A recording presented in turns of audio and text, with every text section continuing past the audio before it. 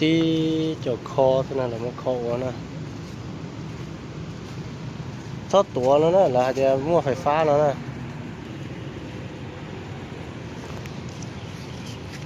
เนาะเราไม่ที่จะคอแฮตไตเดียวว่านะว่าถึง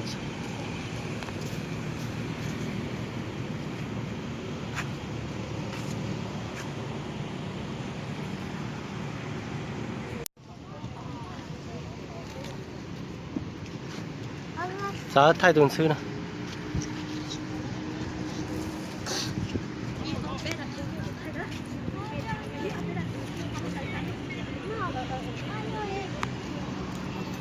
ท้องกามอ่ะจิบล้อเลยครับ